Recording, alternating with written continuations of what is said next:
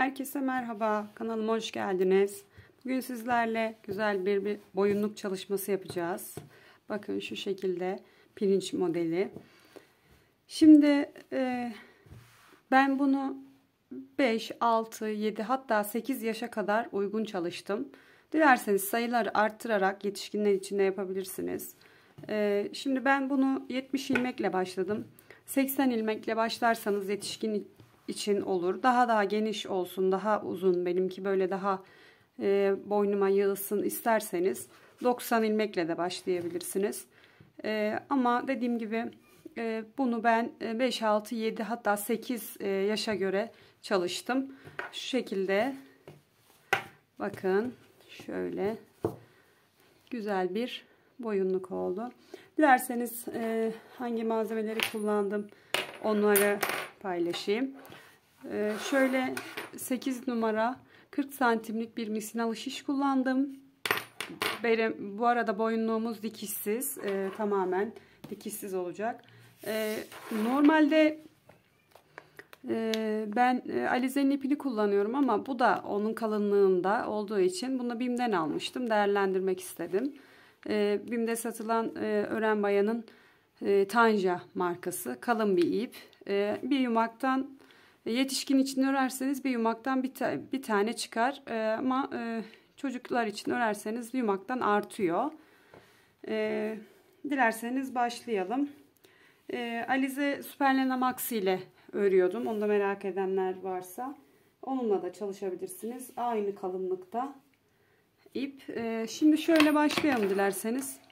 Şöyle örgüme,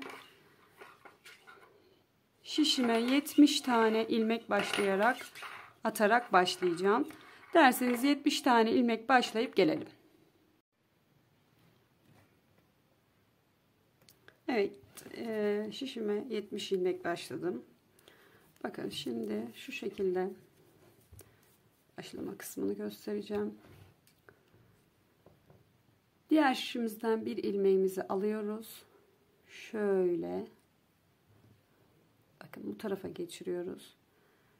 Arkadan şöyle bu taraftakinden bir ilmek alıyoruz. Şöyle bakın diğerini içerisinden örer gibi çapraz bir şekilde geçiriyoruz. Bakın şöyle ve şunu şişten bırakıyoruz. Ve hemen geçirdiğimiz ilmeği buraya diğer şişimize takıyoruz ve hemen örmeye başlıyoruz. Bakın bu şekilde. Bir ters, bir düz, bir ters. Bir düz, bir ters. Lastik mantığında bu şekilde sıramızın sonuna kadar bir düz, bir ters şeklinde örüp sıramızın sonuna kadar örüp gelelim. Evet, sonuncu ilmeğime geldim. Bakın sonuncu ilmeğimi de bunu tersten örmüştüm. Bunu şimdi düzden ördüm. Bakın bu şekilde sıramızın başına geldik. Şimdi bakın düzden ördüğümüz ilmeği ters örüyoruz. Ters ördüğümüz ilmeği düz örüyoruz. İkinci sıramızda. Bu şekilde düz ördüğümüzü ters ördüğümüzü düz. Bakın şu şekilde düz ördüğümüzü ters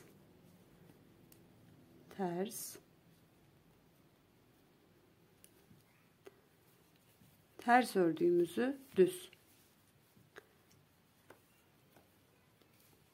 Aynı şekilde düz ördüğümüzü ters ördüğümüzü düz. Yine bunu da sıra başına kadar öreceğiz. Yine aynı şekilde sıra başı zaten şuradaki ipten belli. İpe geldiğimizde bakın burada düz olan kısmı yine ters olan kısmı düz. Bu şekilde döne bu şekilde örgümüzü belli bir sıraya kadar öreceğiz. İstediğimiz sıraya kadar. Bu şekilde öreceğiz. Ondan sonrası kesme işlemine geçeceğiz. Bu kadar kolay boyunluğumuz. Başka hiçbir detayı yok. Eksiltme, arttırma herhangi bir şey yok.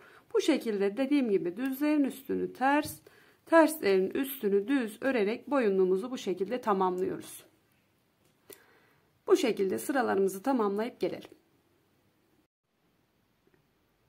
Evet, boyunluğumuzu belli bir ölçüye kadar ördüm. Bakalım kaç santim örmüşüm.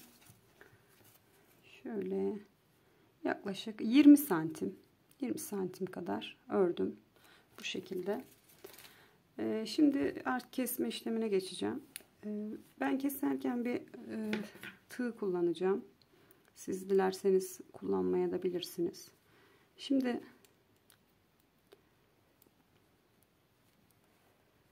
şöyle yapacağım.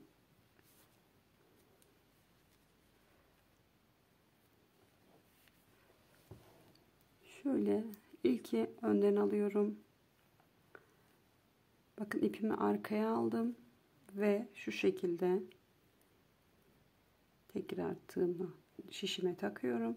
Bakın tekrar tersten. Düz olan yerleri ters, ters olan yerleri düzden kesiyoruz. Bakın şu an tersteyim ve düzden kesiyorum. Şöyle bakın düz olan yeri arkadan kesiyorum. Ki örnek keserken de kendini göstersin diye. Bakın şu şekilde haroşa ördüğümüz, bakın burada olan kısmı önden alıyoruz. Buğday başağı gibi olan kısmı ise arkadan alıyoruz. Bu şekilde örgümüzün sonuna kadar bakın tekrar gösteriyorum. Farklı tekniklerle kesme işlemi yapıyorsanız o şekilde de yapabilirsiniz. Bu şekilde bakın şöyle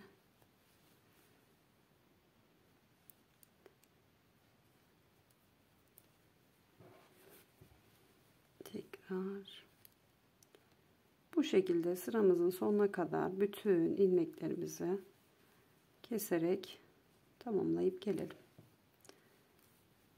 Sonrasında ip saklamaları göstereceğim. Bakın şu şekilde bir görüntü oluşuyor. Hemen hemen altla aynı bir şekilde olacak. Çok böyle sıkarak kesmeyin. Çok aşırı bol da kesmeyin. Böyle ayarlayarak keselim. Sıra sonuna kadar kesip gelelim. Evet, kesme işlemimi tamamladım. Şöyle ipimi kesiyorum ve şu şekilde çekiyorum. Şimdi burada bir iğne yardımıyla kenar kısmı düzeltelim.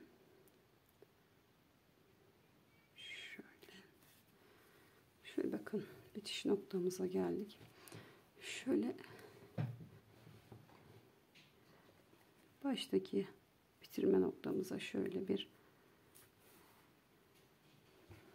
geçirdim. Tekrar şu noktaya geçirdim. Bakın şöyle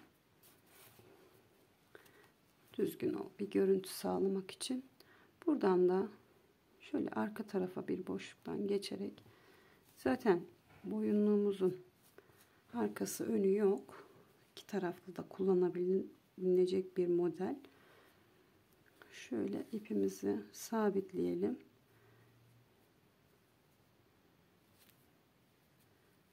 Güzel bir şekilde ve birkaç tane ilmek içerisinden geçirerek şöyle bakın saklayalım ki ipimiz gözükmesin. Şöyle örgümüzün içerisinden geçirdim, bakın. Şöyle birkaç tane daha geçirebiliriz. Şimdi ipimi şuradan kesiyorum. Bakın düzgün bir görüntü sağladık kesme yerinde de. Şöyle. Şimdi şu ipimizi de, başlama ipimizi de bir saklayalım ve boyunluğumuzu bitirelim. Şöyle onu da şu aradan geçirdim arkadaşlar. Bakın bunu da diğer taraftan bir noktadan hemen şöyle bir tane sabitleyelim. Şöyle ve birkaç ilmek de buradan ipimizi gizleyelim. Ve falan kalan fazla ipimizi de bu şekilde keselim. Evet. Böylelikle boyunluk tamamladık boyunluğumuzu. Bakın şu şekilde oldu. Güzel bir model. Çift taraflı kullanılabilecek bir model. Şöyle bakın. İpimiz de özelliğinden dolayı sıcak tutacak bir ip. Şöyle bakarsanız gayet de şık ve güzel oldu. Ben buna uygun aynı renklerde berede çalıştım. Dilerseniz bu berenin de anlatımını yapabilirim ama düz zaten. Kanalımda diğer bere modellerine de bakarsanız bunu daha iyi anlayabilirsiniz. Düz çalıştım zaten. Direkt renk model katmadan. Şöyle bir takım yaptım. Bence çok güzel oldu. Sizler de kanalıma abone olup bildirimleri açarsanız sevinirim. Bana destek olursanız. Yorum kısmında aklınıza takılan bir yer olursa, burayı anlamadık Derya Hanım dediğiniz bir nokta olursa elimden geldiği kadar yardımcı olurum. Kafanıza takılan bir nokta varsa sorabilirsiniz. Boyunluğumuz bu şekilde bitti. Hepimize kolay gelsin.